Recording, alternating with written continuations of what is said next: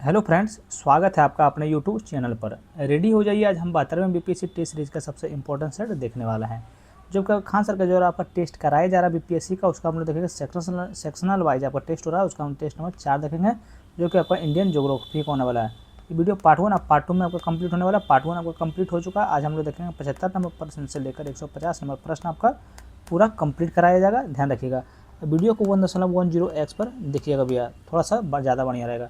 चलिए बिना कोई देर किए हुए चलते हैं सीधा प्रश्न नंबर 75 की ओर। चलिए यहाँ से स्टार्ट करते हैं प्रश्न नंबर 76 से, क्योंकि 75 नंबर प्रश्न तक आपका हो चुका था। चलिए बताइएगा 76 नंबर प्रश्न देखिए आपका क्या बोल रहा है, ध्यान से सुनिएगा।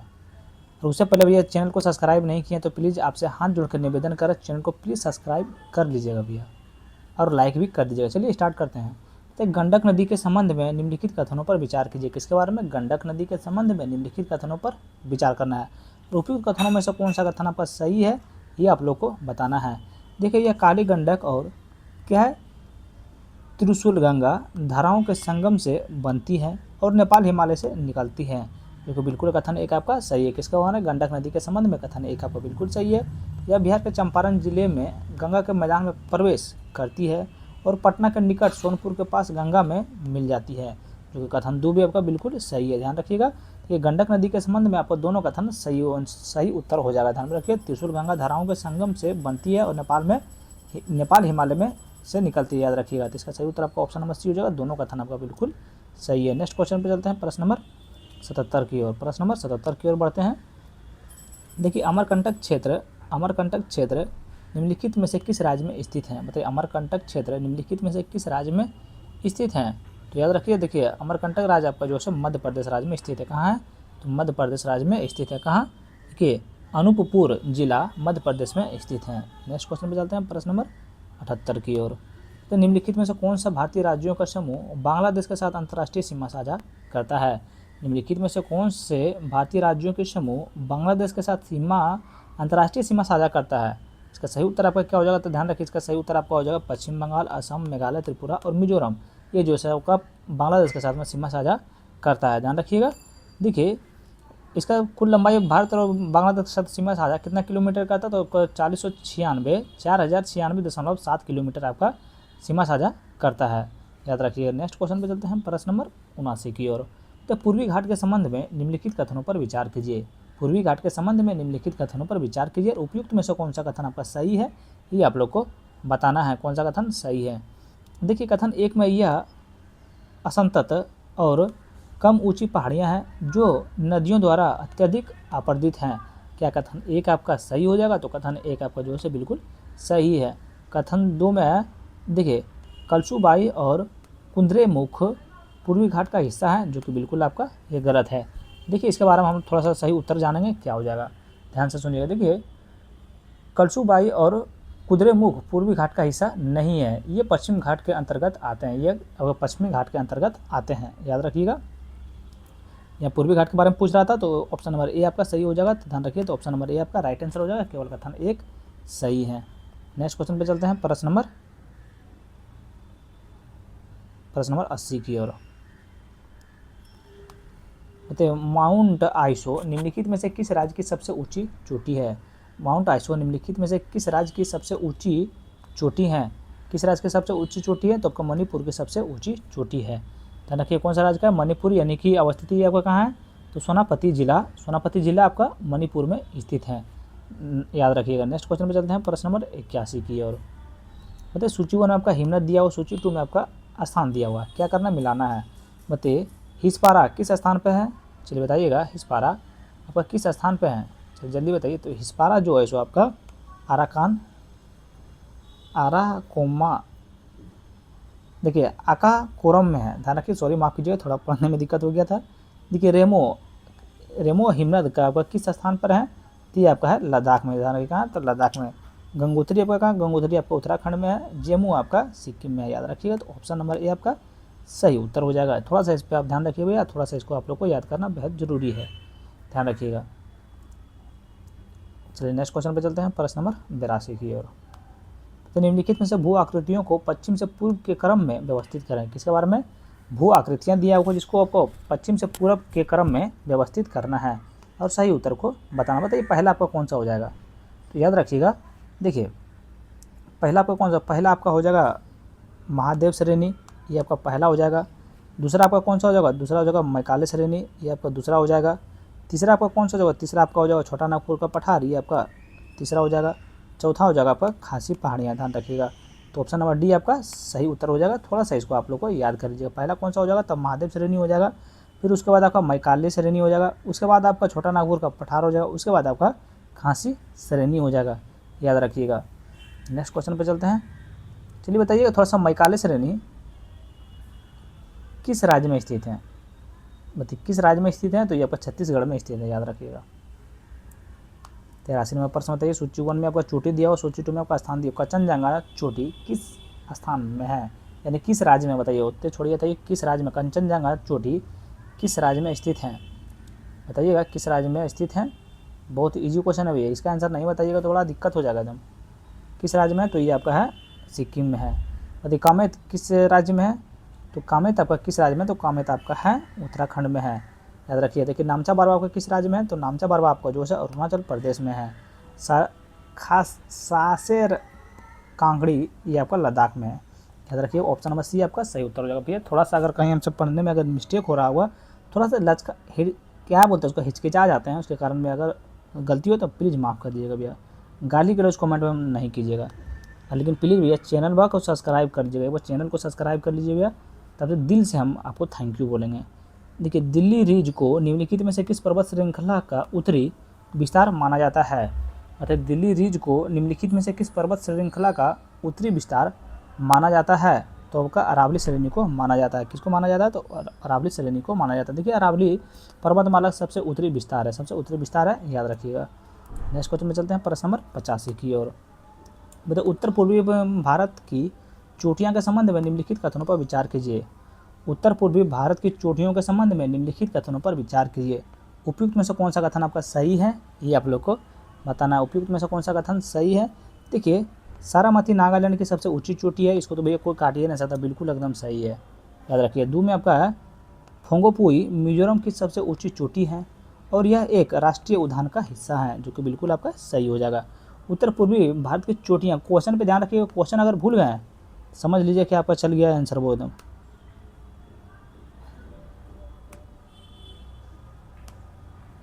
चलिए इसका सही उत्तर आपका ऑप्शन नंबर सी हो जाएगा। 1 और 2 दोनों कथन आपका बिल्कुल सही है। नेक्स्ट क्वेश्चन पे चलते हैं, प्रश्न नंबर 86 की ओर। निम्नलिखित में से कौन सी अंडमान और निकोबार द्वीप समूह की सबसे ऊंची चोटी है।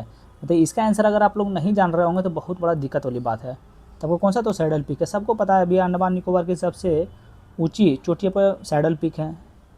सैडल पीक की ऊँचाई कितनी है, बताइए सैडल पीक की ऊँचाई पर कितनी है, तो आपका 732 मीटर है। कितना है, इधर 732 मीटर है, याद रखिए कितना, 732 मीटर है। स्थान कहाँ है, तो उत्तरी अंडमान में है, याद रखिएगा। पार्क कौन सा, सैडल पीक राष्ट्रीय उद्यान है पार्क का नाम। चलिए नेक्स्ट क्वेश्चन में चलते हैं, प्रश्न नंबर 87 की ओर। बताइए कटचल द्वीप निम्नलिखित में से किस क्षेत्र में स्थित हैं। कटचल द्वीप निम्नलिखित में से किस क्षेत्र में स्थित हैं, तो किस क्षेत्र में स्थित हैं, तो हमका अंडमान निकोबार में स्थित है। कहाँ है, तो अंडमान निकोबार द्वीप में स्थित हैं, ध्यान रखिएगा, कहाँ, अंडमान निकोबार द्वीप में स्थित हैं। नेक्स्ट क्वेश्चन पे चलते हैं, प्रश्न नंबर 88 की ओर। माफ़ कीजिएगा इसका सोल्यूशन देखिए भैया हमको नहीं मिला है, इसके कारण हमें सीधा आंसर बताते जा रहा है। और वैसे भी सिर्फ कथन और निष्कर्ष वाला क्वेश्चन में आ रहा है, को आ कहाँ रहा है वन लाइनर जैसा। जो वन लाइनर क्वेश्चन आ भी रहा है तो उसका आंसर आप लोग को पता हो, क्योंकि बहुत ईजी क्वेश्चन आ रहा है। बताइए कोंकण तट के संबंध में निम्नलिखित कथनों पर विचार कीजिए। कोंकण तट के संबंध में निम्नलिखित कथनों पर विचार कीजिए और उपयुक्त कथनों में से कौन सा कथन आपका सही है, ये आप लोग को बताना है। कौन सा कथन सही है, तो कथन 1 में है इसका विस्तार सूरत के दक्षिण से गोवा तक है, जो कि कथन 1 आपका सही है।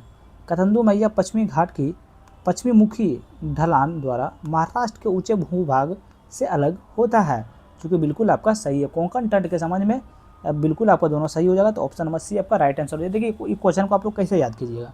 देखिए कोंकण तट पश्चिमी घाट की पश्चिमी मुखी ढलान द्वारा महाराष्ट्र के ऊंचे भूभाग से अलग होता है। कोंकण तट याद रखिए, वहाँ क्वेश्चन पे ध्यान रखिए, कथन और निष्कर्ष पर आता था, सीधा क्वेश्चन पे फोकस कीजिएगा। क्वेश्चन दिमाग से गया था से तो सारा कुछ चल गया दिमाग से। 89 नंबर प्रश्न बताइएगा। देखिए बहुत ही बढ़िया क्वेश्चन है। पहाड़ियाँ और उनसे संबंधित राज्यों के निम्नलिखित युग्मों पर विचार कीजिए। इसमें बोल रहा है उपयुक्त युग्मों में से कितने सुमिलित हैं, ये आप लोग को बताना। किसके बारे में? ये सारा आपका पहाड़ियाँ हो गया, याद रखिएगा, ये आपका संबंधित राज्य हो गया। बताइए खासी पहाड़ी असम क्या एक आपका सुमिलित है? बताइए क्या आपका एक सुमिलित है? तो बताइएगा जी भैया, आपका बिल्कुल एक जो है सो बिल्कुल सही सुमिलित हैं। चलिए आगे पहले बाबा बुदान देखते हैं, कर्नाटक, ये तो आपको बिल्कुल सही है। याद रखिए इसको भी खासी पहाड़ी को हम लोग रहने देते हैं। बाबा बुदान की पहाड़ी कर्नाटक बिल्कुल सही है। उसके बाद देखते हैं हम लोग कौन सा भी पहाड़ी हो जाएगा, गिरनार पहाड़ियाँ। गिरनार पहाड़ी आपका कहाँ है? तो आपका देखिए जूनागढ़ गुजरात में है, तो आपका सही सुमिलित नहीं है इसका मतलब। पालिनी पहाड़ी आपका कहाँ है? तो तमिलनाडु में, तो ये आंध्र प्रदेश जाओ, ये भी आपका सही सुमिलित नहीं है। और खासी पहाड़ी आपका असम में, क्या खासी पहाड़ी आपका असम में है? बताइएगा ज़रा सा। खासी पहाड़ी आपका मेघालय में, असम में नहीं है भैया। तो इसका सही उत्तर आपका हो जाएगा ऑप्शन नंबर बी, बाबा बुदान पहाड़ी आपका कर्नाटक में बिल्कुल सही उत्तर हो जाएगा, यानी कि केवल एक आपका सही है, तो ऑप्शन नंबर ए आपका राइट आंसर हो जाएगा। नेक्स्ट क्वेश्चन चलते हैं प्रश्न नंबर 90 की ओर। तो हिमालय के संरचनात्मक विकास के संबंध में निम्नलिखित कथनों पर विचार कीजिए। किसके बारे में? हिमालय के संरचनात्मक विकास के संबंध में निम्नलिखित कथनों पर विचार कीजिए। उपयुक्त में से कौन सा कथन आपका सही है, ये आप लोग को बताना है। तो ये कथन एक में वृहद हिमालय और लघु हिमालय मेन सेंट्रल थ्रस्ट द्वारा पृथक होते हैं, जो कि कथन एक आपका बिल्कुल सही हो जाएगा। कथन दो में लघु हिमालय और शिवालिक सैन्य बाउंड्री थ्रस्ट द्वारा पृथक होते हैं, यानी कि अलग होते हैं, जो कि बिल्कुल आपका सही हो जाएगा। ध्यान रखिएगा, देखिए हिमालय की संरचनात्मक विकास के संबंध में दोनों कथन आपका सही है, आप लोग को याद कर लेना है। इसका सही उत्तर आपका ऑप्शन नंबर सी आपका राइट आंसर हो जाएगा। नेक्स्ट क्वेश्चन में चलते हैं प्रश्न नंबर 91 की ओर। देखिए कथन एक है, कारण आर है, भारतीय मरुस्थलीय क्षेत्र मेसोजोइक युग के दौरान समुद्री के नीचे था। क्या कथन एक आपका सही हो जाएगा? बताइए क्या कथन एक आपका सही है? तो कथन एक आपका बिल्कुल सही है। कारण आर में जैसलमेर के पास ब्रह्मसर के आसपास समुद्री निक्षेपों का साक्ष्य मिलते हैं। कारण आर भी आपका बिल्कुल सही उत्तर हो जाएगा। ध्यान रखिए ए और आर आपका दोनों सही है और आर एक ही सही व्याख्या करता है, इसीलिए आपका ऑप्शन नंबर ए आपका सही उत्तर हो जाएगा। चलिए नेक्स्ट क्वेश्चन पे आते हैं। इसका सही उत्तर आपका ऑप्शन नंबर ए हो जाएगा। ए और आर दोनों सही है और आर एक ही सही व्याख्या करता है। नेक्स्ट क्वेश्चन पे चलते हैं प्रश्न नंबर 92 की ओर। थोड़ा सा उसमें कुछ मिस्टेक हो गया था भैया, इसीलिए थोड़ा सा वीडियो पीछे करना पड़ा था। तो निम्नलिखित में से कौन सा भारतीय मरुस्थल में पाए जाने वाले बरखान का सर्वोत्तम रूप से वर्णित करता है? बता निम्नलिखित में से कौन सा भारतीय मरुस्थल में पाए जाने वाले बरखान को सर्वोत्तम रूप से वर्णित करता है? कौन करता है? पवन की क्रिया द्वारा निर्मित अर्धचंद्राकार रेत के टीले, याद रखिएगा, तो ऑप्शन नंबर बी आपका सही हो जाएगा। ऑप्शन नंबर बी आपका सही उत्तर हो जाएगा। देखिए नेक्स्ट क्वेश्चन पे चलते हैं प्रश्न नंबर 93 की ओर। तो अरावली श्रेणी के संबंध में निम्नलिखित कथनों पर विचार कीजिए। किसके बारे में? अरावली श्रेणी के संबंध में निम्नलिखित कथनों पर विचार कीजिए। उपयुक्त में से कौन सा कथन आपका सही है, ये आप लोग को बताना है। देखिए एक में यह विश्व का सबसे पुराना अवशिष्ट पर्वत में से एक है। क्या आपका कथन एक आपका सही है? तो कथन एक आपका बिल्कुल सही हो जाएगा। कथन दो में माउंट आबू की पहाड़ियों में स्थित गुरु शिखर अरावली श्रेणी की सबसे ऊंची चोटी है, जो कि बिल्कुल गुरु शिखर अरावली श्रेणी की सबसे ऊंची चोटी है, जो कि बिल्कुल आपका ये सही है। ध्यान रखिएगा इसका सर, देखिए बिल्कुल सही उत्तर जो है अरावली श्रेणी के संबंध में आपका दोनों कथन सही है, आप लोग याद कर लीजिएगा। तो ऑप्शन नंबर सी आपका सही उत्तर हो जाएगा। नेक्स्ट क्वेश्चन चलते हैं प्रश्न नंबर 94 की ओर। प्रश्न नंबर 94 की ओर क्या करना है? मिलान करना है। चलिए मिलान करते हैं।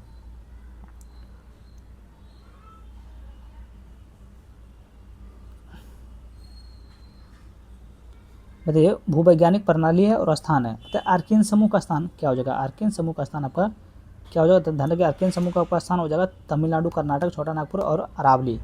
तो धारवाड़ श्रेणी का स्थान क्या हो जाएगा? तो धारवाड़ श्रेणी का स्थान आपका हो जाएगा कर्नाटक, छोटा नागपुर, पठार और अरावली। यदि कडप्पन प्रणाली का आपका क्षेत्र कौन सा हो जाएगा? कडप्पन प्रणाली का क्षेत्र आपका हो जाएगा पेनगंगा, गोदावरी की निचली घाटियाँ और तालचेर, याद रखिएगा, ये आपका 3 में हो जाएगा। विंध्य प्रणाली का आपका हो जाएगा चित्तौड़, सासाराम तक मध्य भारतीय उच्च भूमि तक, याद रखिएगा। तो ऑप्शन नंबर ए आपका सही उत्तर होगा। इसको भी थोड़ा सा आप लोग याद कर लीजिए, वीडियो थोड़ा सा पॉज कीजिएगा, इसको थोड़ा सा याद करना बेहद जरूरी है। चलिए नेक्स्ट क्वेश्चन में चलते हैं प्रश्न नंबर 95 की ओर। अगर ये वीडियो आप लोग को अच्छा लग रहा है तो प्लीज़ बेस सब्सक्राइब तो जरूर कर लीजिएगा। 95 नंबर प्रश्न बताइएगा। देखिए कथन एक है, कारण आर है। कथन एक में आपका क्या है? देखिए भारत ने 82 डिग्री 30 मिनट पूर्वी देशांतर को अपना मानक मध्यम चुना है। क्या कथन एक आपका सत्य है? तो कथन एक आपका बिल्कुल सत्य है। कारण आर में मानक मध्यम रेखाएं जो 60 डिग्री 30 मिनट देशांतर की गुफाओं में चुना जाता है, क्योंकि प्रत्येक ऐसा गुणांक यूटीसी से ठीक 30 मिनट के समय अंतराल के अनुरूप होता है। कारण आर आपका जो है बिल्कुल सत्य है, ध्यान रखिए। तो इसीलिए इसका सही उत्तर आपका ए और आर दोनों सही है, और आर ए की सही व्याख्या आपका करता है, इसीलिए आपका ऑप्शन नंबर ए आपका सही उत्तर हो जाएगा। नेक्स्ट क्वेश्चन में चलते हैं प्रश्न नंबर 96 की ओर। क्या करना है, मिलान करना है। बताइए, सूची 1 में आपका अवसाद प्रारूप है, विशेषताएं हैं। क्या करना है, मिलान करना है। चलिए मिलान करते हैं। बताइए इसका सही उत्तर आपका कौन सा हो जाएगा। तो चलिए इसका सही उत्तर आपका हो जाएगा, ये आपका 4 में हो जाएगा, ऑप्शन नंबर ए हो जाएगा। भाई थोड़ा सा इसको आप लोग मिलान कर लीजिएगा, याद कर लीजिए। देखिए मिलान तो कर देते हैं, आप लोग थोड़ा सा याद कर लीजिए। 1 में हो जाएगा, ये आपका 2 में हो जाएगा, ये आपका 3 में हो जाएगा, ध्यान रखिएगा। चलिए नेक्स्ट क्वेश्चन में चलते हैं प्रश्न नंबर 97 की ओर। बताइएगा, सिंधु की निम्नलिखित में से कौन सी सहायक नदियाँ सुलेमान श्रेणी से निकलती हैं। बताइएगा, सिंधु की निम्नलिखित में से कौन सी सहायक नदियाँ सुलेमान श्रेणी से निकलती हैं। सुलेमान श्रेणी से आपको कौन सी निकलती है, तो सुलेमान श्रेणी से आपका रावी, ब्यास और सतलज निकलती है। कौन सा निकलती है, रावी, ब्यास और सतलज निकलती है, इसीलिए ऑप्शन नंबर ए आपका सही उत्तर हो जाएगा, याद रखिएगा। इसका सही उत्तर हो जाएगा ऑप्शन नंबर ए आपका राइट आंसर हो जाएगा। नेक्स्ट क्वेश्चन में चलते हैं प्रश्न नंबर 98 की ओर।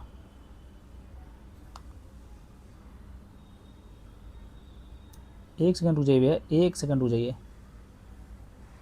इसका सही उत्तर आपका 97 का कौन सा सही उत्तर हो जाएगा, थोड़ा सा बताइए। तो इसका सही उत्तर आपका हो जाएगा खुर्रम, तोमी और गुलाम हो जाएगा, याद रखिए। थोड़ा सा इसमें आप लोग भैया थोड़ा सा ध्यान दीजिएगा, इसको थोड़ा सा एक बार आप लोग देख लीजिएगा, थोड़ा सा गूगल कर लीजिएगा, क्योंकि इसका आंसर हमको नहीं मालूम है।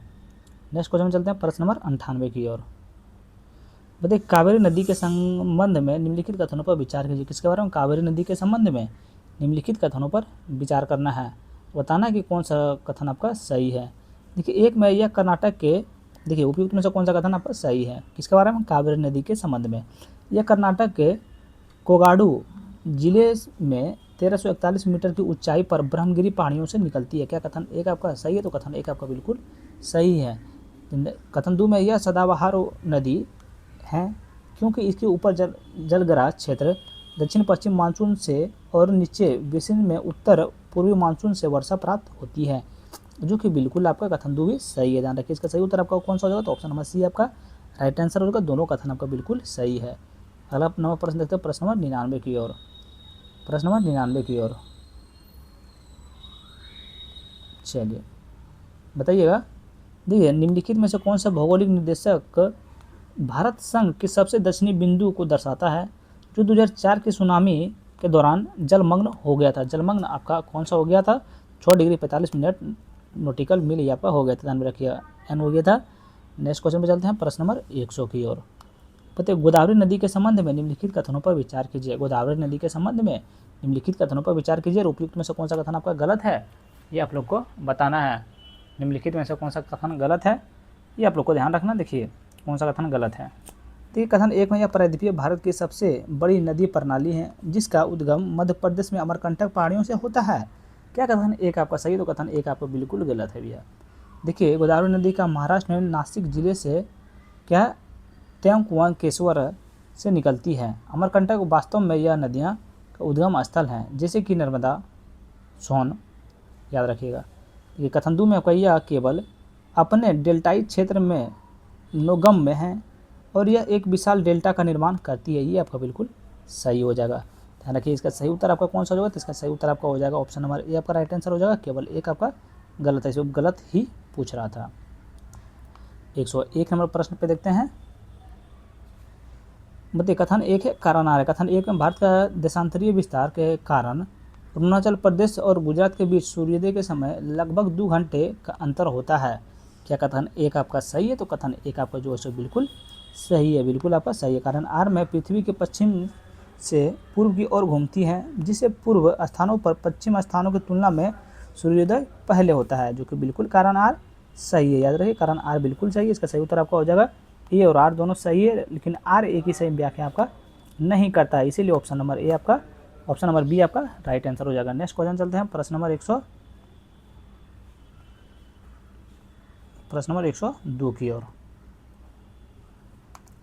निम्नलिखित में से कौन सी पहाड़ियाँ पूर्वांचल यानी पूर्वी पहाड़ियों प्रणाली का हिस्सा है। बताइए, निम्नलिखित में से कौन सी पहाड़ियाँ पूर्वांचल पूर्वी पहाड़ियों प्रणाली का हिस्सा है।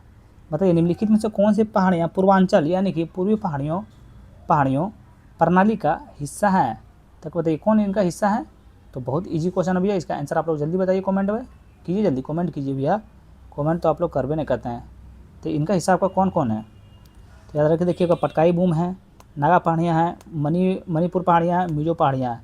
ध्यान रखिए, देखिए पूर्वी पहाड़ियों का प्रणाली का हिस्सा आपको कौन सा, यानी कि पूर्वांचल पहाड़ियों का कौन कौन सा हिस्सा है। तो ये पर चारों जो है आपका पूर्वांचल यानी पूर्वी पहाड़ी का हिस्सा है। याद रखिए ऑप्शन नंबर डी आपका सही उत्तर हो जाएगा। नेक्स्ट क्वेश्चन चलते हैं प्रश्न नंबर 103 की ओर।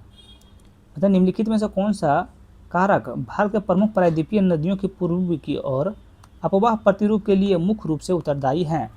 तो निम्नलिखित में से कौन से कारक भारत के प्रमुख प्रायद्वीपीय नदियों के पूर्व की ओर प्रवाह प्रतिरूप के लिए मुख्य रूप से उत्तरदायी हैं।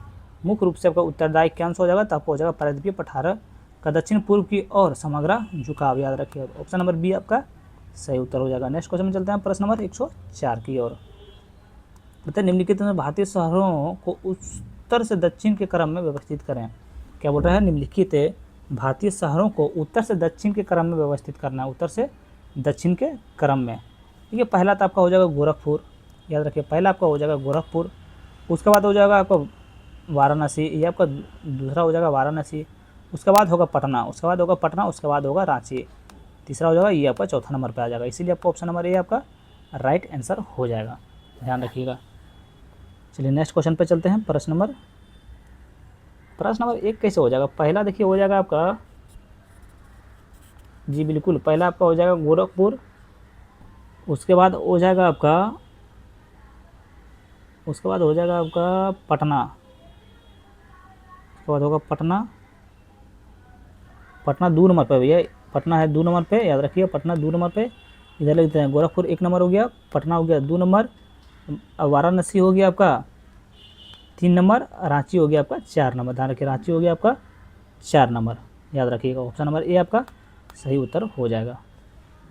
105 नंबर प्रश्न बताइएगा, बहुत ही बढ़िया प्रश्न है। देखिए निम्नलिखित में से कौन सा क्षेत्र उन ठंडी बर्फीली हवाओं का उद्गम स्थल है जिन्हें हिमालय पर्वतमाला द्वारा बाधित किया जाता है।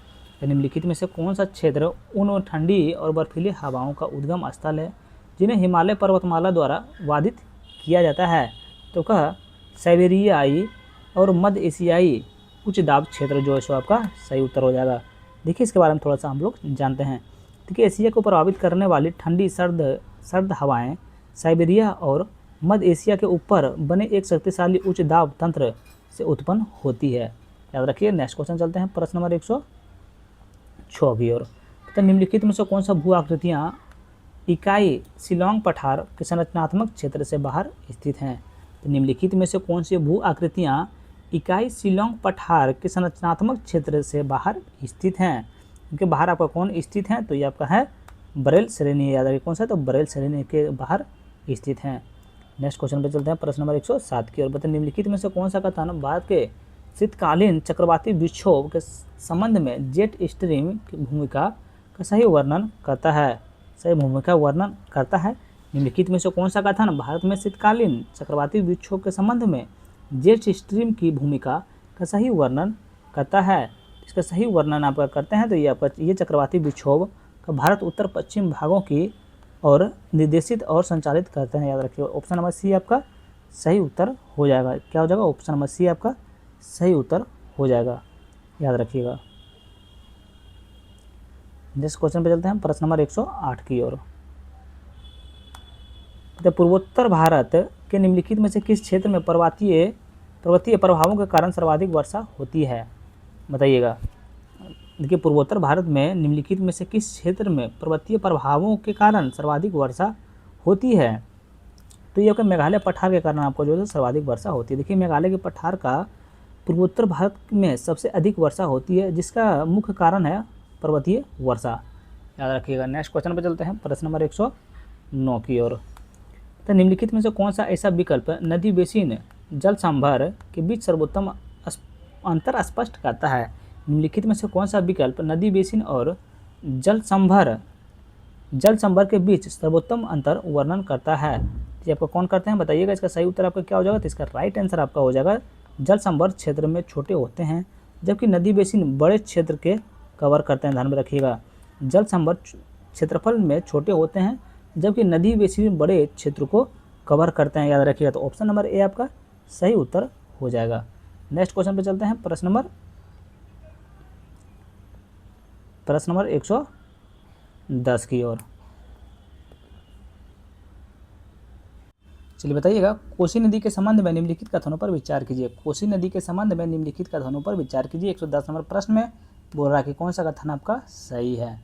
110 नंबर प्रश्न में आपका कौन सा कथन सही है। देखिए, ये एक पूर्ववर्ती नदी है जिसका उद्गम तिब्बत के माउंट एवरेस्ट के उत्तर से होता है, जो कि बिल्कुल आपका सही हो जाएगा। देखिए, इसमें यह पूर्व से सोन नदी और पश्चिम से तैमूर कोसी आकर मिलती है, जो कि बिल्कुल आपका गलत है, बिल्कुल गलत है। इसलिए इसका सही उत्तर आपका ऑप्शन नंबर ए हो जाएगा। केवल एक आपका इसमें सही है। चलिए इसके बारे में थोड़ा सा देखिए, हम लोग दू के बारे में थोड़ा सा जान लेते हैं। देखिए, सन कोसी पश्चिम से आकर जुड़ती है, जबकि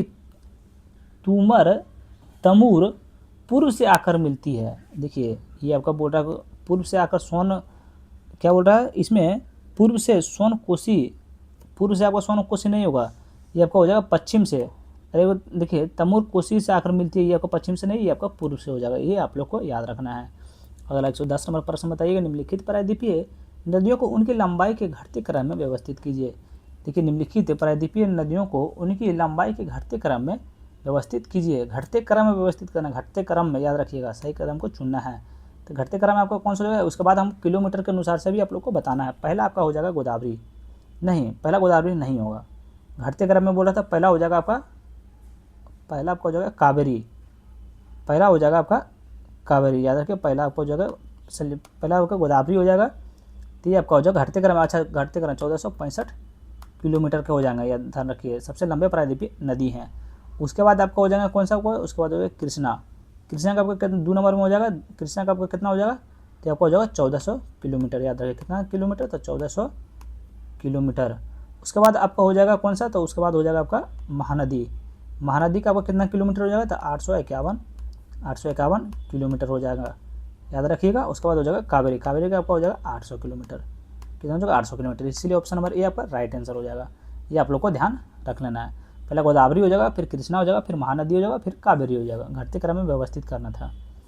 नेक्स्ट क्वेश्चन में चलते हैं, प्रश्न नंबर 112 की ओर। तापी नदी के संबंध में निम्नलिखित कथनों पर विचार कीजिए। तापी नदी के संबंध में निम्नलिखित कथनों पर विचार कीजिए। उपयुक्त में से कौन सा कथन आपका सही है, ये आप लोग को बताना है, कौन सा कथन सही है। कथन 1 में इसका उद्गम मध्य प्रदेश में बैतूल जिले में,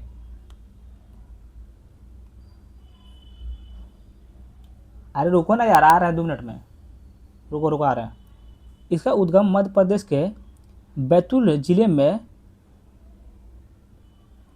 मुल्ताई से होता है। कहाँ से होता है, मुल्ताई से होता है, ध्यान रखिए, मुल्ताई से होता है। कहाँ से होता है, मुल्ताई से होता है। तो क्या कथन एक आपका सही है, तो कथन एक आपका जो है बिल्कुल सही है। कथन 2 में तापी नदी बेसिन का लगभग 80% हिस्सा मध्य प्रदेश और गुजरात में स्थित है। क्या कथन 2 आपका सही, तो कथन 2 का बिल्कुल गलत है, बिल्कुल आपका गलत है। क्योंकि मध्य प्रदेश में लगभग 15% हिस्सा है और गुजरात में आपका लगभग 6% हिस्सा है। तो कहाँ सही हो जाएगा। चलिए नेक्स्ट क्वेश्चन पे चलते हैं। देखिए, तापी नदी मध्य प्रदेश, महाराष्ट्र, राजस्थान, गुजरात राज्य से होकर बहती है। क्या कथन 3 सही, कथन 3 भी आपका बिल्कुल गलत है। देखिए, आपका कहाँ से होकर गुजरती है, तो ये आपका देखिए मध्य प्रदेश से होकर गुजरती है, उसके बाद आपका महाराष्ट्र से होकर गुजरती है, उसके बाद आपका गुजरात से होकर गुजरती है। याद रखिएगा, राजस्थान को काट दीजिएगा और आप लगा दीजिएगा यहाँ पे MP, यानी मध्य प्रदेश लगा दीजिएगा, आपका सही हो जाएगा। ध्यान रखिएगा। देखिए, यह राजस्थान से होकर नहीं बहती है, याद रखिएगा। इसका सही उत्तर आपका कौन सा हो जाएगा, तो केवल एक हो जाएगा, केवल एक आपका सही है। नेक्स्ट क्वेश्चन चलते हैं, प्रश्न नंबर 113 की ओर। पता निम्नलिखित में से कौन सी वनस्पति गुज्जर, वकरालवाल और भोटिया जैसी जनजातियों से जुड़ी है। तो निम्नलिखित में से कौन सी वनस्पति गुज्जर, वकरवाल और भोटिया जैसी जनजातियों से जुड़ी है। जनजातियों से आपका जुड़ी है, तो आपका पर्वतीय वन जुड़ा है, याद रखिए। कौन सा जुड़े हैं, तो पर्वतीय वन जुड़े हैं, याद रखिएगा। नेक्स्ट क्वेश्चन पे चलते हैं, प्रश्न नंबर 114 की ओर। तो ये वन लाइनर क्वेश्चन है भैया। वन लाइनर क्वेश्चन में सोल्यूशन देखिए हम देते नहीं हैं, कभी भी हम सोल्यूशन नहीं दिए हैं। गांधी सागर बांध का निर्माण किस नदी पर किया गया है। गांधी सागर बांध का निर्माण आपका चंबल नदी पर किया गया है। देखिए गोंडवाना शैली तंत्र दामुदा श्रेणी के संबंध में निम्नलिखित कथनों पर विचार कीजिए। गोंडवाना शैल तंत्र की दामुदा श्रेणी के संबंध में निम्नलिखित कथनों पर विचार कीजिए। उपयुक्त में से कौन सा कथन आपका सही है, ये आप लोग को बताना है कि कौन सा कथन आपका सही है। तो कथन 1 में आपका यह मध्य गोंडवाना काल से संबंधित है। इसमें से कोयले व्यापक निक्षेप पाए जाते हैं, जो कि बिल्कुल आपका गलत है, बिल्कुल गलत है। इसके बारे में थोड़ा सा हम लोग जानते हैं। देखिए दामोदर श्रेणी मध्य गोंडवाना काल से संबंधित नहीं है, यह निम्न गोंडवाना अनुक्रम का हिस्सा किसका है, निम्न गोंडवाना अनुक्रम का हिस्सा है, याद रखिएगा आप लोग, जो मुख्य रूप से आपका परमियन युग की है। कौन सा है, तो मुख्य रूप से आपका परमियन युग की है। में देखिए पश्चिम क्षेत्रों की तुलना में पूर्वी कोयला क्षेत्रों का दामोदर श्रेणी में कोयला परतें अधिक मोटी और व्यापक हैं। ये आपका जो है बिल्कुल सही हो जाएगा, ये आपका बिल्कुल सही हो जाएगा। गोंडवाना शैल क्षेत्रों की दामोदर श्रेणी के संबंध में कथन 2 आपका सही है, तो ऑप्शन नंबर बी आपका राइट आंसर हो जाएगा। ध्यान रखिएगा। नेक्स्ट क्वेश्चन में चलते हैं प्रश्न नंबर 116 की ओर। और अभी तक चैनल को सब्सक्राइब नहीं किया भैया तो चैनल को प्लीज़ सब्सक्राइब कर लीजिए और लाइक भी कर लीजिएगा। तो निम्नलिखित में से किस प्रकार के वनों को सामाजिक वानिकी का हिस्सा माना जाता है, तो निम्नलिखित में से किस प्रकार के वनों को सामाजिक वानिकी का हिस्सा माना जाता है, मतलब किसे आपका हिस्सा माना जाता है, तो ये आपका माना जाता है, ध्यान रखिएगा। देखिए शारीरिक वानिकी को माना जाता है, आपको ग्रामीण वानिकी को माना जाता है, कृषि वानिकी को माना जाता है, सामुदायिक वानिकी को माना जाता है, ध्यान रखिएगा। तो ऑप्शन नंबर डी आपका सही उत्तर हो जाएगा। इस चारों को जो है आपका सामाजिक वानिकी का हिस्सा माना जाता है। नेक्स्ट क्वेश्चन में चलते हैं प्रश्न नंबर 117 की ओर। इसका आंसर आप लोग प्लीज़ कमेंट बॉक्स में बताइएगा। अपना हार्ड क्वेश्चन समझ के ये मत समझ लीजिएगा कि इसका आंसर हमको मालूम नहीं है, इसका आंसर प्लीज़ आप लोग कमेंट बॉक्स में बताइएगा। एक बार लीजिए, बढ़िया से देख लीजिए क्वेश्चन को। चलिए आगे बढ़ते हैं प्रश्न नंबर 118 की ओर। तो निम्नलिखित कथनों पर विचार कीजिए, निम्नलिखित कथनों पर विचार कीजिए। उपयुक्त में से कौन सा कथन आपका गलत है, ये आप लोग को बताना है। देखिए धारवाड़ तंत्र में भारत की पहली के अंतरिक्ष अपसादी चट्टानें शामिल हैं, क्योंकि कथन 1 आपका बिल्कुल सही है। कथन 2 में कडप्पा बेसिन एक अर्ध चंद्राकार पोट्रोजोइक बेसिन है, जो धारवाड़ क्रेटन के पूर्वी मध्य भाग में स्थित है, जो कि बिल्कुल आपका ये सही हो जाएगा, याद रखिएगा। तो इसका सही उत्तर आपको कौन सा होगा, दोनों कथन आपका बिल्कुल सही है, याद कर लीजिए। इसमें गलत आपको कोई भी नहीं है, सही उत्तर आपका ऑप्शन नंबर डी हो जाएगा, इसमें कोई भी गलत आपका नहीं है। नेक्स्ट क्वेश्चन देखते हैं प्रश्न नंबर 119 को। हिंद महासागर में भारत की भू राजनीतिक स्थिति के संबंध में निम्नलिखित कथनों पर विचार कीजिए। हिंद महासागर में भारत की भू राजनीतिक स्थिति के संबंध में निम्नलिखित कथनों पर विचार कीजिए। उपयुक्त में से कौन सा कथन आपका सही है, ये आप लोग को बताना है, कौन सा कथन सही है। कथन एवं भारत का अन्य आर्थिक क्षेत्र लगभग 20 लाख वर्ग किलोमीटर से अधिक क्षेत्र में फैला हुआ है। क्या कथन 1 आपका सही है, तो कथन 1 आपका जो है बिल्कुल सही है। कथन 2 में ग्रेट चैनल भारत में इंदिरा पॉइंट को इंडोनेशिया सुमात्रा द्वीप से अलग करता है। क्या कथन 2 सही है, तो कथन 2 भी आपका बिल्कुल सही है। कथन 3 में है भारत के क्षेत्रीय जल तटीय आधार रेखा से 24 समुद्री मील तक फैला हुआ है। कथन 3 आपका जो है बिल्कुल गलत है। 24 समुद्री मील तक आपका नहीं फैला हुआ है, ये आपका 12 समुद्री मील तक फैला हुआ, कितना 12 समुद्री मील तक आपका फैला हुआ है, याद रखिएगा। नेक्स्ट क्वेश्चन पे चलते हैं। इसका सही उत्तर आपका 1 और 2 सही हो जाएगा, तो ऑप्शन नंबर ए आपका राइट आंसर हो जाएगा।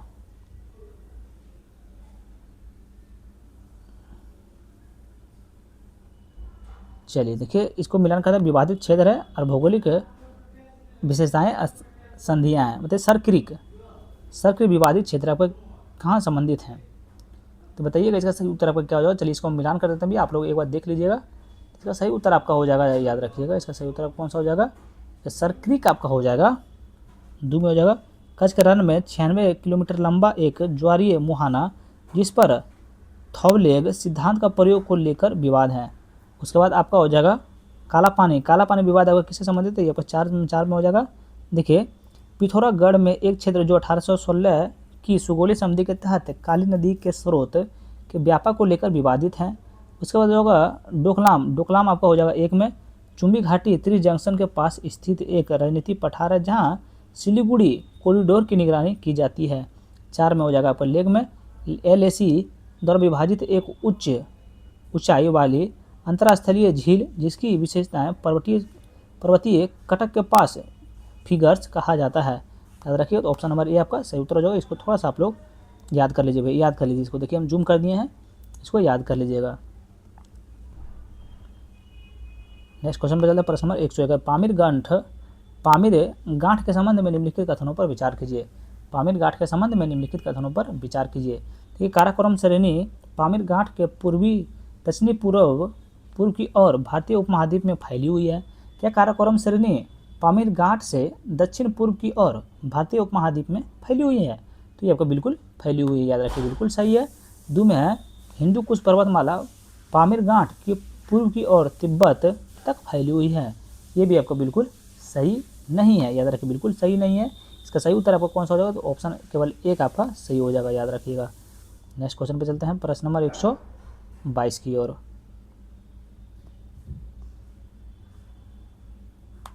तो ब्रह्मपुत्र नदी के संबंध में निम्नलिखित कथनों पर विचार कीजिए। किसके बारे में? ब्रह्मपुत्र नदी के संबंध में निम्नलिखित कथनों पर विचार कीजिए। बताइए उपयुक्त में से कौन सा कथन आपका सही है, याद रखिएगा। देखिए इसका उद्गम मानसरोवर झील के क्या है, चेयायू गुंडुंग ग्लेशियर में होता है। इसका उद्गम मानसरोवर झील के पास चेमायुंगडुंग ग्लेशियर से होता है। क्या कथन एक आपका सही है? तो कथन एक आपका जो है बिल्कुल सही है। कथन दो में बांग्लादेश में तीस्ता नदी इसके बाएं तट पर मिलती है, जिसके बाद इसे यमुना कहा जाता है, जो कि बिल्कुल आपका गलत है, बिल्कुल आपका गलत है, याद रखिएगा। इसका सही उत्तर आपको कौन सा हो जाएगा? तो ऑप्शन नंबर ए आपका राइट आंसर हो जाएगा, केवल एक आपका इसमें सही है। नेक्स्ट क्वेश्चन देते हैं प्रश्न नंबर 123 की ओर। अंग्रेजों ने कुछ अनुकूल भौगोलिक परिस्थितियां के कारण दार्जिलिंग को एक हिल स्टेशन और चाय उत्पादक केंद्र के रूप में चुना था। दार्जिलिंग हिमालय की निम्नलिखित में से कौन सी विशेषताएं इस चुनाव में सर्वोत्तम व्याख्या करती है? सर्वोत्तम आपका व्याख्या कौन करती है? तो शिवालिक संरचना की स्पष्ट अनुपस्थिति करती है, याद रखिए। ऑप्शन नंबर बी आपका सही उत्तर हो जाएगा। नेक्स्ट क्वेश्चन में चलते हैं प्रश्न नंबर 124 की ओर। बताइए निम्नलिखित में से कौन सी पश्चिम घाट से निकलने वाली छोटी पश्चिम वाहिनी नदियों से विशिष्ट विशेषताएं हैं? तो निम्नलिखित में से कौन सी पश्चिम घाट से निकलने वाली छोटी पश्चिम वाहिनी नदियों की विशिष्ट विशेषताएं हैं? विशिष्ट विशेषताएं आपका कौन सी हो जाएगी? विशिष्ट विशेषताएं आपकी हो जाएगी कि ये अच्छा इसमें बोला कौन सा कथन आपका सही है? देखिए ये कथन एक में ये आमतौर पर तीव्र ढाल वाली तेज बहने वाली होती है। क्या कथन एक आपका सही है? तो कथन एक आपका बिल्कुल सही उत्तर हो जाएगा। कथन दो में आपका है ये पश्चिम तट के साथ व्यापक डेल्टा का निर्माण करती है, तो बिल्कुल गलत हो जाएगा। तीन में है ये सीधे अरब सागर में गिरती, ये आपका सही हो जाएगा। इसके बारे में क्वेश्चन क्या था? क्वेश्चन तो आप लोग भूल गए होंगे भैया। बोल रहा है पश्चिम घाट से निकलने वाली छोटी पश्चिम वाहिनी नदियों के विशिष्ट विशेषताएं क्या हैं? तो एक और तीन आपका सही हो जाएगा, तो ये आप लोग को याद कर लेना है। नेक्स्ट क्वेश्चन पे चलते हैं प्रश्न नंबर 125 की ओर। बताइए केरल के कयाल को निम्नलिखित में से किस रूप से सबसे अच्छी तरह से वर्णित किया जा सकता है? मतलब केरल के कयाल को निम्नलिखित में से किस रूप में सबसे अच्छी तरह से वर्णित किया जाता है? सबसे अच्छी तरह से को वर्णित किया जाता है तो पर लेगुन को किया जाता है। क्या किया जाता है? लेगुन को सबसे अच्छी तरह से किया जाता है। देखिए कयाल को लेगुन के रूप में सबसे अच्छी तरह से वर्णित किया जा सकता है, याद रखिए। नेक्स्ट क्वेश्चन में चलते हैं प्रश्न नंबर 126 की ओर। तो भारत के निम्नलिखित में से कौन सी लवणीय झील विशिष्ट रूप से लगभग 98% सोडियम क्लोराइड सामग्री उच्च वाले गुणवत्ता वाले नमक के उत्पादन के लिए प्रसिद्ध है? तो भारत के निम्नलिखित में से कौन सी लवणीय झील विशिष्ट रूप से लगभग 98% सोडियम क्लोराइड सामग्री वाले उच्च गुणवत्ता वाले नमक के उत्पादन के लिए प्रसिद्ध हैं? उत्पादन के लिए प्रसिद्ध हैं, तो उत्पादन के लिए आपका क्या प्रसिद्ध है? तो ये आपको ध्यान रखना होगा। इसका राइट आंसर हो जाएगा आपका, बताइएगा इसका सही उत्तर आपका कौन सा होगा? सांभर झील होगा या डिडवाना झील हो जाएगा या पचपदरा झील हो जाएगा? तो देखिए पचपदरा झील हो जाएगा, याद रखिए। ऑप्शन नंबर सी आपका राइट आंसर हो जाएगा। देखिए पचपदरा झील विशिष्ट रूप से लगभग 98% सोडियम क्लोराइड NaCl मात्रा के साथ उच्च गुणवत्ता वाले नमक के उत्पादन के लिए जानी जाती है। नेक्स्ट क्वेश्चन चलते हैं प्रश्न नंबर 127 की ओर। प्रश्न नंबर 127 की ओर बताइएगा गंगा मैदान के क्षेत्रीय उप विभाजनों के संबंध में निम्नलिखित कथनों पर विचार करना। क्या करना है? निम्नलिखित कथनों पर विचार करना है, बताना है कि उपयुक्त में से कौन सा कथन आपका सही है। कौन सा कथन सही? देखिए रेहिलखंड के मैदान ऊपरी गंगा के मैदान का उत्तर पश्चिम हिस्सा है, जो सीधे अरावली पर्वतमाला के साथ सीमा बनाता है। क्या कथन एक आपका सही है? तो कथन एक आपका बिल्कुल गलत है। देखिए अगर इसका सही उत्तर हम लोग देखेंगे, देखो ये अरावली से से सीमा नहीं लगाता, याद रखिएगा चीज़। बोलता अरावली पर्वतमाला, तो वहीं आपको पता चल गया कि जो ये अरावली पर्वतमाला से आपका सीमा साझा नहीं करते हैं। क्योंकि अवध के मैदान मध्य गंगा के मैदान में स्थित हैं, जो मुख्य रूप से घाघरा नदी द्वारा अपवाहित होता है, जो कि बिल्कुल आपका सही हो जाएगा। देखिए राढ़ क्षेत्र में लेटराइट मिट्टी का संक्रमण क्षेत्र है, जो भागीरथी हुगली नदी के पश्चिम में स्थित हैं, ये आपका बिल्कुल सही हो जाएगा, ध्यान रखिएगा। देखिए गंगा मैदान के क्षेत्रीय उप विभाजनों के संबंध में कथन 2 और 3 आपका सही है। 2 और 3 आपका ऑप्शन नंबर बी आपका राइट आंसर हो जाएगा। 128 नंबर प्रश्न बताइए, मालवा पठार की उत्खात भूमि के संबंध में निम्नलिखित कथनों पर विचार कीजिए।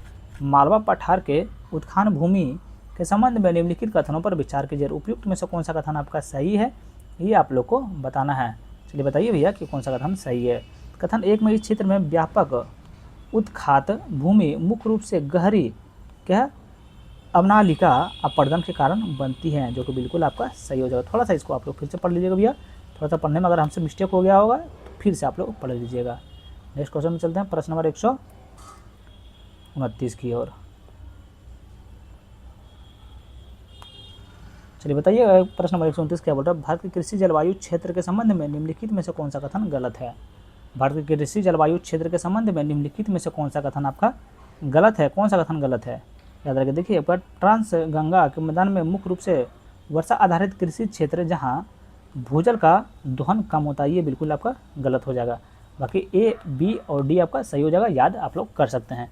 भारत के कृषि जलवायु क्षेत्र के संबंध में कथन 1, ए, बी और डी आपका सही हो जाएगा। लेकिन यहाँ पूछ रहा था कि कौन सा कथन आपका गलत है, तो ऑप्शन नंबर सी आपका गलत है। नेक्स्ट क्वेश्चन पर चलते हैं, प्रश्न नंबर 130 की ओर। भारत में उष्णकटिबंधीय चक्रवातों के संबंध में निम्नलिखित कथनों पर विचार कीजिए। भारत में उष्णकटिबंधीय चक्रवातों के संबंध में निम्नलिखित कथनों पर विचार कीजिए। उपयुक्त में से कौन सा कथन आपका गलत है, ये आप लोग को बताना है। थोड़ा सा फास्ट में नहीं निकलेंगे भैया, तो ऐसे धीरे धीरे से काम नहीं चलने वाला है, याद रखिएगा। कौन सा कथन आपका गलत है, चलिए बताइए। देखिए कौन सा कथन गलत है। देखिए बंगाल की खाड़ी में नदियों से भरी जल विसर्जन से जल की परतें बन जाती हैं और ठंडे गहरे पानी के साथ मिश्रण को सीमित करती हैं। क्या कथन 1 आपका सही है, तो कथन 1 आपका जो है बिल्कुल सही है। कथन 2 में अरब सागर के ऊपर ऊर्ध्वाधर पवनें अधिक अंतर उष्णकटिबंधीय चक्रवातों को मजबूत करने में मदद करता है, जो कि बिल्कुल आपका गलत है। दक्षिण चीन सागर से कमजोर निम्न दाब प्रणालियों अक्सर बंगाल की खाड़ी में प्रवेश करती हैं, जो चक्रवात निर्माण में सहायक करती हैं। कथन 3 आपको बिल्कुल सही है। भारत के उष्णकटिबंधीय चक्रवातों के संबंध में कथन 1 और 3 आपका सही है। लेकिन इसमें बोल रहा था कौन सा कथन गलत है, तो केवल 2 गलत है, यानी ऑप्शन नंबर बी आपका सही उत्तर हो जाएगा। नेक्स्ट क्वेश्चन में चलते हैं, प्रश्न नंबर 131 की ओर। बताइए निम्नलिखित में से कौन सा नहर प्रणालियों भौगोलिक रूप से एकीकृत होकर राष्ट्रीय जलमार्ग 3 का निर्माण करती हैं। बताइएगा निम्नलिखित में से कौन सी नहर प्रणालियों भौगोलिक रूप से एकीकृत होकर राष्ट्रीय जलमार्ग 3 का निर्माण करती है।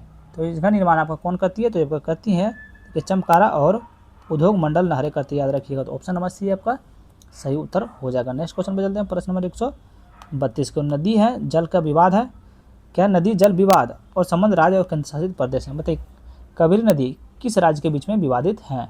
बताइए कावेरी नदी आपका किस राज्य के बीच में विवादित है, तो आपका देखिए तमिलनाडु, कर्नाटक, केरल और पुदुचेरी। कहाँ है आपका, तमिलनाडु, कर्नाटक, केरल और पुदुचेरी, ये आपका हो जाएगा 1 में। ये चारों के बीच में जो है आपका कावेरी नदी विवादित जल विवाद है, याद रखिएगा। बताइए कृष्णा नदी हो जाएगा आपका महाराष्ट्र, कर्नाटक, आंध्र प्रदेश और तेलंगाना। महाराष्ट्र, कर्नाटक, आंध्र प्रदेश और तेलंगाना, ये आपका हो जाएगा 2 में, याद रखिए। इधर से मिलान कर दिए हैं, महाराष्ट्र, कर्नाटक, आंध्र प्रदेश और तेलंगाना में आपका जो है विवादित जल विवाद नदी हैं। देखिए उसके बाद हो जाएगा सतलुज, यमुना लिंक आपका किस नदी के विवादित हो जाएगा, तो ये आपका हो जाएगा, ध्यान रखिएगा, पंजाब, हरियाणा और राजस्थान, ये आपका 1 में हो जाएगा। इसका महादई नदी आपका हो जाएगा इसमें 2 में। गोवा, कर्नाटक और महाराष्ट्र ये संबंध है राज्य हैं, याद रखिएगा। मतलब ये चारों आपको जो दिया हुआ तो आपका नदी जल विवाद है, और आपका कौन कौन राज्य में विवादित चल रहा है, ये आप लोग को बताना था। नेक्स्ट क्वेश्चन में चलते हैं, प्रश्न नंबर 132 की ओर। बताइए शरावती नदी स्थित जोग जलप्रपात को भू आकृतियों के रूप में किस प्रकार के जलप्रपात के रूप में वर्गीकृत किया गया है। शरावती नदी पर स्थित जोग जलप्रपात को भू आकृति रूप से किस प्रकार के जलप्रपात के रूप में वर्गीकृत किया गया है? तो आपका पलंज जलप्रपात के रूप में आपका वर्गीकृत किया गया है। देखिए, कर्नाटक में शरावती नदी पर स्थित जोग जलप्रपात के एक उत्कृष्ट प्रकार का झरना है, याद रखिएगा। नेक्स्ट क्वेश्चन पर चलते हैं, प्रश्न नंबर 134 की ओर। तो दंडकारण्य क्षेत्र के संबंध में निम्नलिखित कथनों पर विचार कीजिए।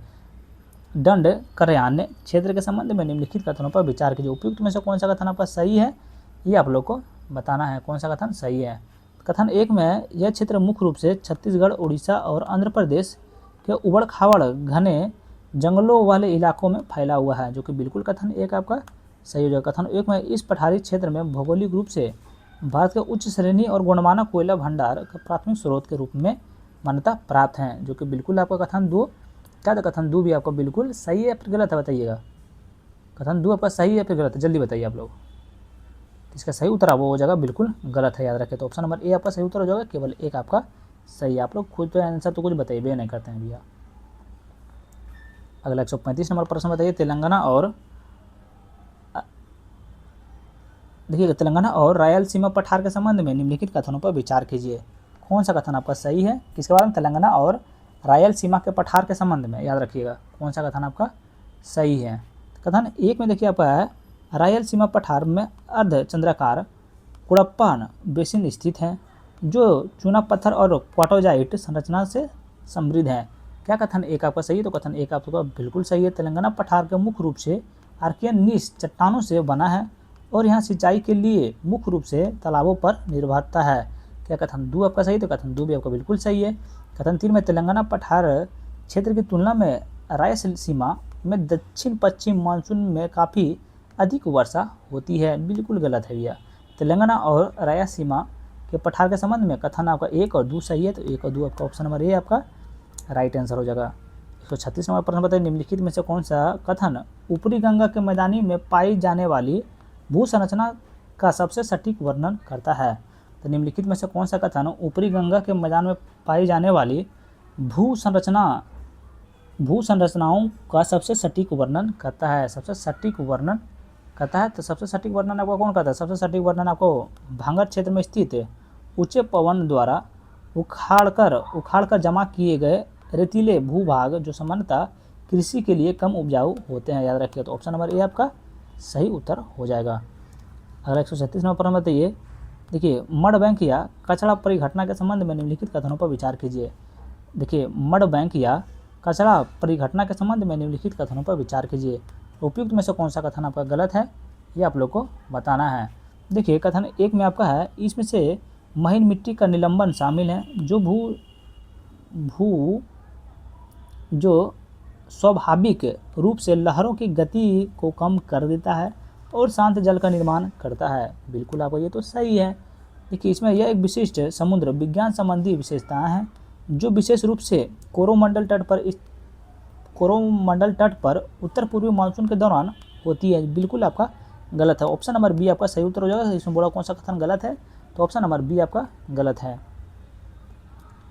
अगला 138वां प्रश्न बताइए। भारत के प्रमुख खाड़ियाँ के संबंध में निम्नलिखित में से कौन सा कथन आपका गलत है? तो भारत के प्रमुख खाड़ियाँ के संबंध में निम्नलिखित में से कौन सा कथन गलत है, ये आप लोग को बताना है कौन सा कथन गलत है।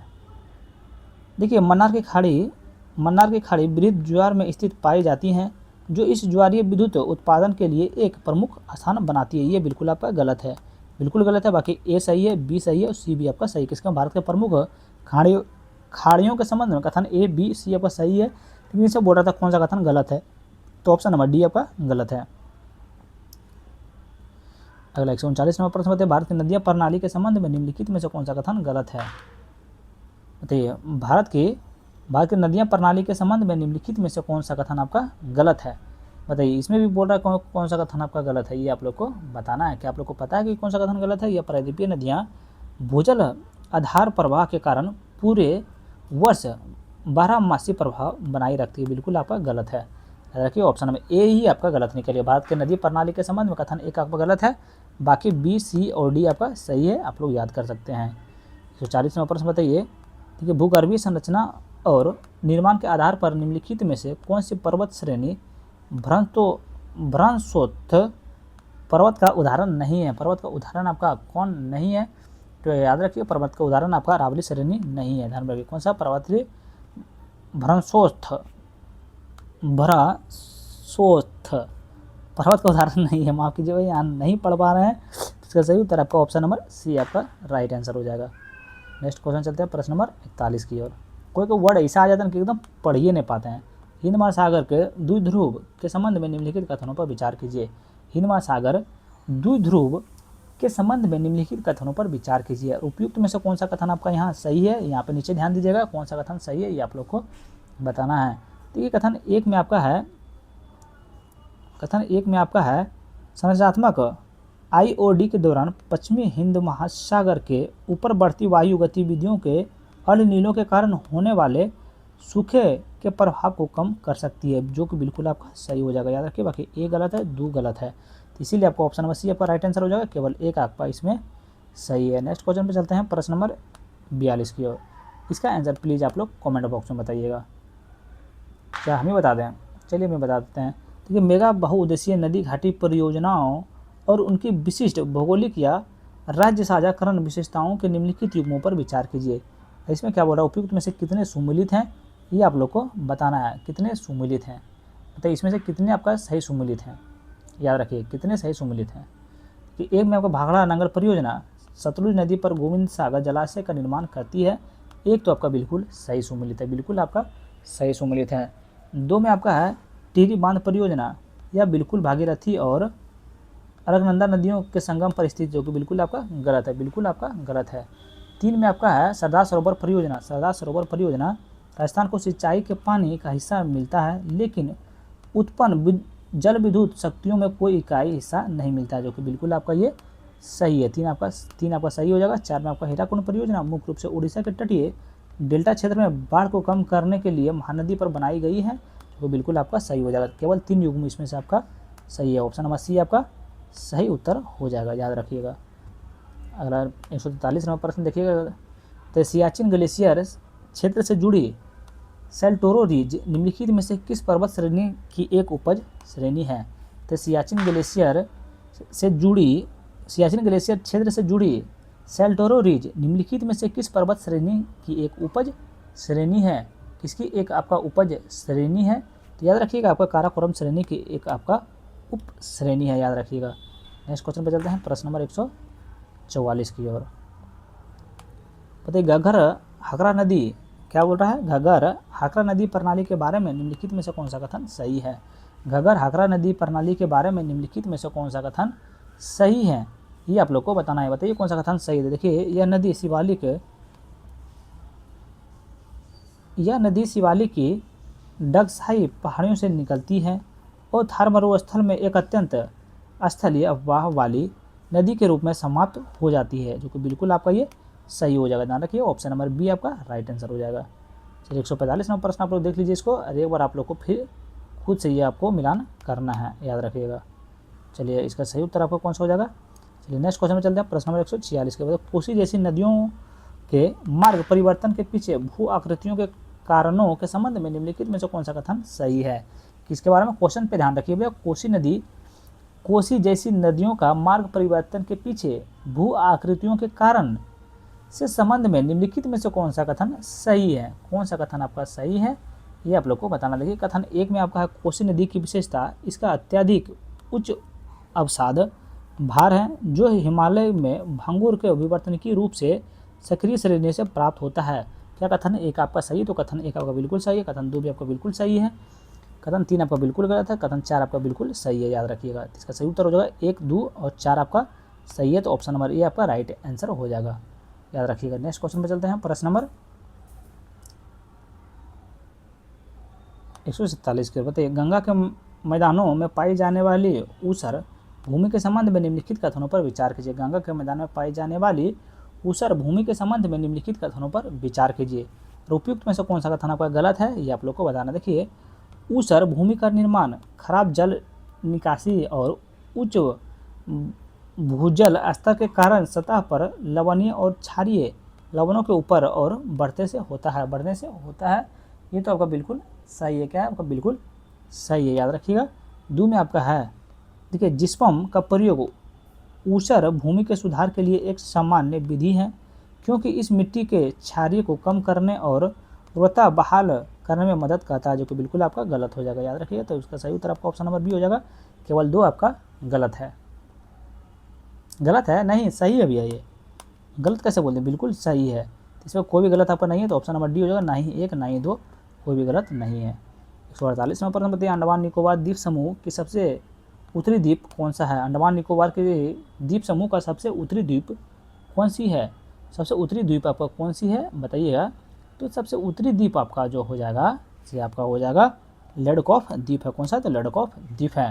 और अभी तक चैनल को सब्सक्राइब नहीं किए तो प्लीज़ भैया चैनल को सब्सक्राइब करके जाइएगा। यहाँ से बुलर झील के संबंध में निम्नलिखित कथनों पर विचार कीजिए, और कौन सा कथन आपका सही है ये आप लोग को बताना है। कथन 1 में भूगर्भीय रूप से बुलर झील को एक विवर्तनिकी झील के रूप में वर्गीकृत किया गया है। इसका निर्माण एक अविनिति द्रोणी के भीतर पृथ्वी के भूपरपट्टी के धंसने के परिणाम स्वरूप हुआ है, जो कि बिल्कुल आपका सही हो जाएगा। कथन 2 में है कि तुलबुल नौवहन परियोजना उस बिंदु पर स्थित है जहां, बिल्कुल आपका गलत है भैया, बिल्कुल गलत है। इसका सही उत्तर आपका ऑप्शन नंबर ए हो जाएगा। केवल 1 आपका सही है। चलिए अगला देखते हैं 150 नंबर प्रश्न, और ये आज का आपका आखिरी नंबर प्रश्न होने वाला है। तो निम्न में से कौन सा विकल्प अभिकेंद्रीय अपवाह प्रतिरूप का सबसे सटीक वर्णन करता है? तो निम्नलिखित विकल्प कौन सा विकल्प अभिकेंद्रीय अपवाह प्रतिरूप का सबसे सटीक वर्णन करता है? सबसे सटीक वर्णन आपका कौन करते हैं? सबसे सटीक वर्णन आपका, नदियां सभी दिशाओं में अपने जल को एक केंद्रीय झील या गर्त में विसर्जित करती है, याद रखिए, बिल्कुल आपका सही हो जाएगा। ऑप्शन नंबर बी आपका राइट आंसर हो जाएगा। चलिए वीडियो हो गया समाप्त भी। अगर आप लोग को अच्छा लगा हो तो like comment share and subscribe जरूर करें, और जो सेट आपका बच गया है वो सेट हम जरूर करवाएंगे। Thank you so much.